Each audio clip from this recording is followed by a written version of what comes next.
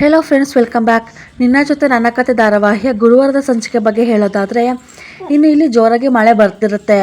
ಭೂಮಿ ಅಲ್ಲಿ ಕೈ ತೊಳಿಯೋಕ್ಕೆ ಅಂತ ಹೋಗ್ತಿರ್ತಾಳೆ. ಅಷ್ಟರಲ್ಲಿ ಶ್ರವಣ್ ಅವರು ತನ್ನ ಮಗಳು ಅಶ್ವಿನಿ ಅಂತ ಹೇಳ್ಕೊಂಡು ಭೂಮಿ ಕೈನ ಹಿಡ್ಕೊಂಡು ಎಳ್ಕೊಂಡು ಬರ್ತಾರೆ ಕಾರ್ ಹತ್ರಕ್ಕೆ. ಅಷ್ಟರಲ್ಲಿ ತಿರುಗಿ ನೋಡಿದಾಗ ಅಲ್ಲಿ ಭೂಮಿನ ಎಳ್ಕೊಂಬಂದೆ ಅಂತ ಗೊತ್ತಾಗಿ ಅವಳ ಕೈನ ಬಿಟ್ಟು ಸಾರಿ ಕೇಳೋ ಥರ ಕೇಳ್ಬಿಟ್ಟು ಮನಸ್ವಿನಿನ ಹೇಳ್ಕೊಂಡು ಬಂದು ನಂತರ ಕಾರ್ ಒಳಗಡೆ ಕೂರಿಸ್ಕೋತಾರೆ. ನಂತರ ನಾನು ಯಾಕೆ ಈ ಥರ ಮಾಡ್ತಿದ್ದೀನಿ ಅಂದ್ಕೊಂಡು ತಿರುಗಿ ನೋಡಿಕೊಂಡು ಅಲ್ಲಿಂದ ಶ್ರವಣ್ ಅವರು ಹೊರಡ್ತಾರೆ.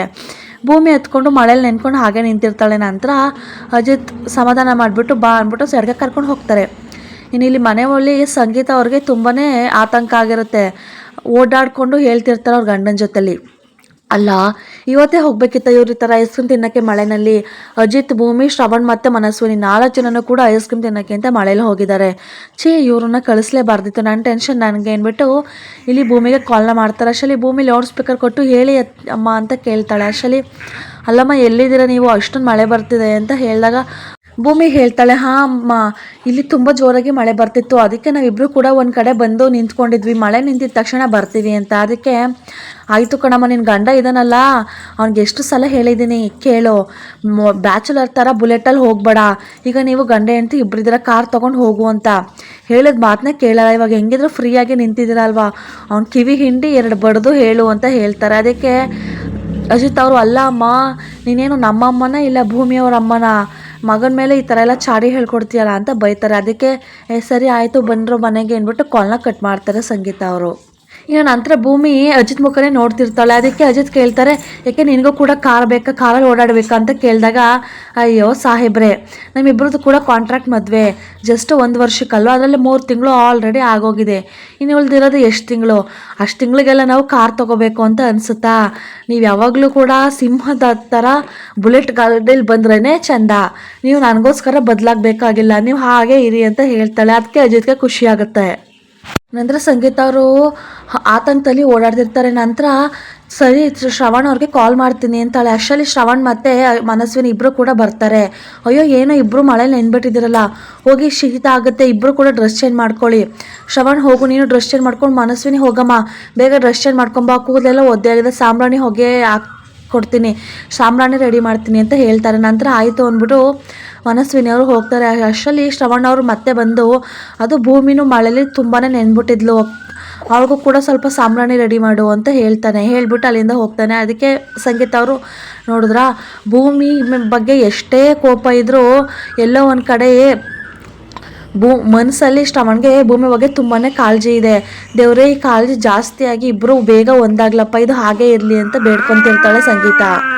ನಂತರ ಮಳೆ ನಿಂತಿರುತ್ತೆ. ಅಜಿತ್ ಅವರು ಮತ್ತೆ ಭೂಮಿ ಇಬ್ಬರು ಕೂಡ ಗಾಡಿ ಹತ್ರ ಬರ್ತಾರೆ. ಅಷ್ಟರಲ್ಲಿ ಅಜಿತ್ ಅವರು, ಅಲ್ಲ ನಮ್ಮ ಮಾವನಿಗೆ ಏನಾಗಿದೆ, ನಾನು ಅವಳನ್ನ ಫ್ರಾಡು ಅಂತ ಅಷ್ಟೆಲ್ಲ ಕರಿತಿದ್ದೀನಿ, ಅವರೊಬ್ಬರು ಪೊಲೀಸ್ ಆಫೀಸರ್ ಜೊತೆಗೆ ಲಾಯರ್ ಕೂಡ ಆಗಿದ್ದಾರೆ, ಇಷ್ಟೆಲ್ಲ ಆಗಿ ಅವಳನ್ನ ಕ್ರಾಸ್ ಚೆಕ್ ಮಾಡಿದೆ ಮನೆಗೆ ಕರ್ಕೊಂಬಂದು ಇಟ್ಕೊಂಡಿದ್ದಾರೆ, ತಾಡಿನ ನಳಿಯ ಏನಕ್ಕೆ ಈ ಥರ ಹೇಳ್ತಿದ್ದಾನೆ, ಸ್ವಲ್ಪನಾದರೂ ಯೋಚನೆ ಮಾಡೋಣ, ಅವಳು ಫ್ರಾಡ ಇಲ್ವಾ ಅಂತ ಅವ್ರಿಗೊಂದು ಸ್ವಲ್ಪನೂ ಅನ್ನಿಸ್ತಿಲ್ಲ, ನಾನು ಎಷ್ಟು ಅಂತ ಹೇಳಿ ಅವಳು ದೊಡ್ಡ ಫ್ರಾಡು ಅಂತಚ್ಚೆ.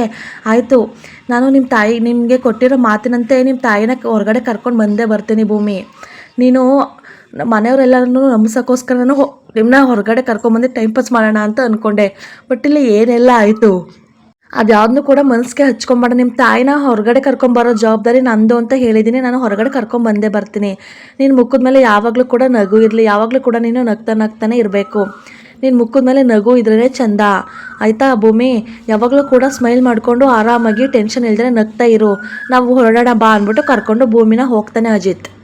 ನಂತರ ಇಲ್ಲಿ ಭೂಮಿ ಮತ್ತು ಅಜಿತ್ ಅವರು ಮನೆಗೆ ಬಂದಿರ್ತಾರೆ. ಅಜಿತ್ ಅವರು ತಲೆ ಹೊರ್ಸ್ಕೊತಿರ್ತಾರೆ, ಭೂಮಿಗೆ ಸಾಂಬ್ರಾಣಿ ಹೊಗೆ ಹಾಕ್ತಿರ್ತಾರೆ. ಅವಾಗ ಅವ್ರು ಸಂಗೀತ ಅವರು ಬೈತಿರ್ತಾರೆ, ಅಲ್ಲ ಕಣೋ ನೀವೇನು ಚಿಕ್ಕ ಮಕ್ಕಳು ಥರ ಮಳೆಲೆಲ್ಲ ನೆನ್ಕೊಂಬಂದಿದ್ದೀರಾ, ನೋಡಿ ಈಗ ನನ್ನ ಸೊಸೆ ಒಂದೇ ಸಮಯ ಎಷ್ಟು ಸೀನ್ತಿದ್ದಾಳೆ ಅಜಿತ್, ನಿಂಗೆ ಅಷ್ಟು ಗೊತ್ತಾಗಲ್ವಾ ಅಂತ ಬೈತಾರೆ. ಅದಕ್ಕೆ ಅಜಿತ್ ಅವರು, ಅಲ್ಲ ಅಮ್ಮ, ನಾವು ಮಳೆ ಬಂದಾಗ ನಿಂತಿದ್ದೆ ಬಂದ್ವಿ, ಆದರೆ ಮಳೆ ಬರೋದಕ್ಕಿಂತ ಮುಂಚೆನೇ ಸ್ವಲ್ಪ ಹನಿ ಆಗ್ತಿತ್ತು, ಆವಾಗಲೇ ನಾವು ನೆನ್ಬಿಟ್ಟಿದ್ವಿ, ಯಾಕೆ ಇಷ್ಟೆಲ್ಲ ಮಾತಾಡ್ತಿದ್ಯಾ, ಬೈಬೇಡ ಆಯಿತು ಸುಮ್ಮನಿರು ಅಂತ ಹೇಳ್ತಾರೆ. ನಂತರ ಅಲ್ಲಿ ಶ್ರವಣ್ ಅವರು ಬಂದು ಭೂಮಿನಿಗೆ ಸಾಂಬ್ರಾಣಿ ಹಾಕ್ತಿರೋದನ್ನ ನೋಡಿಬಿಟ್ಟು ನಕ್ಕೊಂಡು ನಿಂತಿರ್ತಾರೆ. ಅಷ್ಟರಲ್ಲಿ ಅದನ್ನು ಅಜಿತ್ ಅವರು ತಿರುಗಿ ನೋಡ್ತಾರೆ. ಅಜಿತ್ ಅವರು ನೋಡ್ತಿರೋದು ಗೊತ್ತಾಗಿ ಶ್ರವಣ್ ಅವರು ಓ ಹಲೋ ಹಲೋ ಅಂದ್ಕೊಂಡು ಫೋನಲ್ಲಿ ಹೊರಟೋಗ್ತಾರೆ. ನಂತರ ಅಜಿತ್ ಅವರು ಅದನ್ನು ಗಮನಿಸ್ತಾರೆ. ಅಷ್ಟರಲ್ಲಿ ಸಂಗೀತ ಅವರು ನೋಡಿದ್ರಾ ಹೆಂಗೋ ಶ್ರವಣ ಬಂದಾಗ ಇಬ್ಬರು ಮಳೇಲಿ ನೆಂದಿದ್ದೀರಾ ಅಂತ ಹೇಳಿದೆ. ನಾನು ಸಾಂಬ್ರಾಣಿನೆಲ್ಲ ರೆಡಿ ಮಾಡ್ಕೊಳೋದಕ್ಕೆ ಸರ್ ಹೋಯ್ತು, ಇಲ್ಲ ಅಂತ ಹೇಳಿದ್ದೀರ ನಾನು ನಿನಗೂ ಇವಳಿಗೂ ಇಬ್ಬರಿಗೂ ಕೂಡ ಜ್ವರನೇ ಬಂದ್ಬಿಡ್ತಿತ್ತು, ನಾನು ಅಷ್ಟು ಮಳೇಲಿ ನೆಂದಿದ್ದೀರಾ. ಅಮ್ಮ ಹೌದಾ ದೊಡ್ಡ ಸಾಹೇಬ್ರೆ ಹೇಳಿದ್ದ ನಾನು ಮಳೇಲಿ ನೆಂದಿದ್ದೀನಿ ಭೂಮಿಗೆ ಸಾಂಬ್ರಾಣಿ ಕೊಡಿ ಅಂತ ಅಂದಾಗ ಹೌದು ಕಣಮ್ಮ ಯಾಕೆ ಅಂತ ಸಂಗೀತ ಅವ್ರು ಕೇಳ್ತಾರೆ. ಅಲ್ಲ ಅಮ್ಮ ಈ ದೊಡ್ಡ ಸಾಹೇಬ್ರು ಒಂದ್ಸಲ ಎಲ್ಲ ಹೂವಿನ ಥರ ಇರ್ತಾರೆ, ಇನ್ನೊಂದ್ಸಲ ಹುಲಿ ಥರ ಆಡ್ತಾರೆ, ಅವ್ರ ಹತ್ರ ಹೇಗಿರಬೇಕು ಅನ್ನೋದೇ ನಂಗೆ ಗೊತ್ತಾಗೋದಿಲ್ಲ ಅಂತ ಹೇಳ್ತಾಳೆ. ಅದಕ್ಕೆ ಇಲ್ಲ ಅಮ್ಮ ಅವಳ ಮಗಳು ಸಿಗೋಕ್ಕಿಂತ ಮುಂಚೆ ನಿನ್ನಲ್ಲೇ ಮಗಳು ಅಂತ ನೋಡ್ತಿದ್ದ, ನಿನ್ನಲ್ಲೇ ಮಗಳನ್ನ ಕಾಣ್ತಿದ್ದ, ಅದನ್ನು ನಾನು ನಿನಗೆ ಜೊತೆ ಎಷ್ಟೋ ಸಲ ಹೇಳ್ಕೊಂಡಿದ್ದೇನೆ, ಭೂಮಿನಲ್ಲಿ ನಾನು ನನ್ನ ಮಗಳನ್ನ ನೋಡ್ತಿದ್ದೀನಿ ಅಂತ. ನೀನು ಯಾವಾಗ ಅಜಿತ್ನ ಮದುವೆಯಾಗಿ ಬಂದೆ ಆವಾಗ ಅವನಿಗೆ ನಿನ್ನ ಮೇಲೆ ಸಿಟ್ಟು ಬಂತು, ಕೋಪ ಬಂತು. ಆ ನಂತರ ಅವಳ ಮಗಳೂ ಕೂಡ ಸಿಕ್ಕಿದ್ಲು. ಆದರೂ ಕೂಡ ಒಂದ್ಸಲ ಎದೆಯಲ್ಲಿ ಬರೋ ಮಮಕ ಯಾವತ್ತೂ ಹೋಗಲ್ಲ ಭೂಮಿ, ಅದು ಹಾಗೆ ಇರುತ್ತೆ ಅಂತ ಇಲ್ಲಿ ಸಂಗೀತ ಅವರು ಹೇಳ್ತಾರೆ.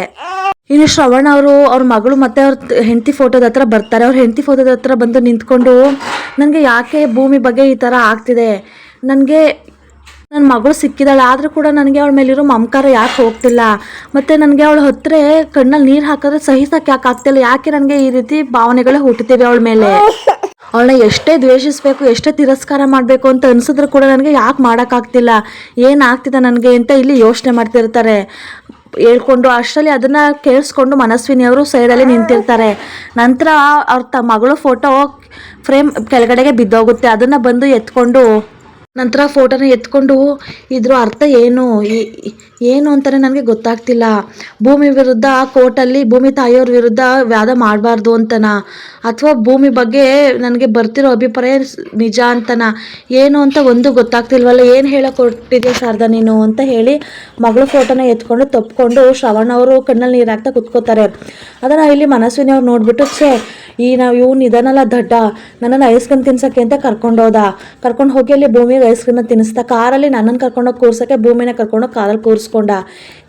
ಇದನ್ನೆಲ್ಲ ನೋಡ್ತಿದ್ರೆ ಯಾಕೋ ಒಳ್ಳೆ ಬೆಳವಣಿಗೆ ಅಲ್ಲ ಅಂತ ಅನಿಸ್ತಿದೆ, ಇದನ್ನ ಹೀಗೆ ಮುಂದುವರಿಯೋಕ್ಕೆ ಬಿಡಬಾರ್ದು, ಹೇಗೆ ಇವರಿಬ್ಬರನ್ನು ದೂರ ಮಾಡೋದು, ಭೂಮಿ ಮತ್ತು ಶ್ರವಣನಿಬ್ಬರನ್ನು ಕೂಡ ಹೇಗಾದರೂ ಮಾಡಿ ದೂರ ಮಾಡಬೇಕು ಅಂತ ಇಲ್ಲಿ ಮನಸ್ಸಲ್ಲೇ ಅಶ್ವಿನಿ ಅವರು ಅನ್ಕೋತಿರ್ತಾರೆ. ಇನ್ನೇನು ಶ್ರವಣ್ ಅವ್ರ ಬಗ್ಗೆ ಯೋಚನೆ ಮಾಡ್ಕೊಂಡು ಭೂಮಿ ಕೂತಿರ್ತಾಳೆ. ಅಜಿತ್ ಬಂದು ಸೌಂಡ್ ಮಾಡಿಬಿಟ್ಟು ಏನು ಯೋಚನೆ ಮಾಡ್ಕೊಂಡು ಕೂತಿದ್ಯಾ ಅಂತ ಕೇಳಿದಾಗ, ಅಲ್ಲ ಈ ಶ್ರವಣ್ ಸಾಹೇಬರು ಕೋರ್ಟಲ್ಲಿ ನಮ್ಮ ಅಮ್ಮನ ವಿರುದ್ಧ ವಾದ ಮಾಡಿದ್ರು, ನನ್ನ ಕಂಡ್ರೆ ಆಗದೆ ಇರೋ ಥರ ನಡ್ಕೋತಾರೆ, ಆದರೆ ಇವಾಗ ನೋಡಿ ನನ್ನ ಮೇಲೆ ಮಮಕಾರದ ಮಳೆನ ಸುರಿಸ್ಬಿಟ್ರು, ಅತ್ತೆ ಹೇಳಿದ್ದು ಕೇಳಿದ್ಮೇಲಂತೂ ನನಗೆ ಅವ್ರಿಗೂ ನಮ್ಮ ಅಮ್ಮನ ವಿರುದ್ಧ ಕೋರ್ಟಲ್ಲಿ ವಾದ ಮಾಡಿದ್ದೆಲ್ಲ ಮರ್ತೇ ಹೋಯ್ತು, ಆರೋಯ್ತು.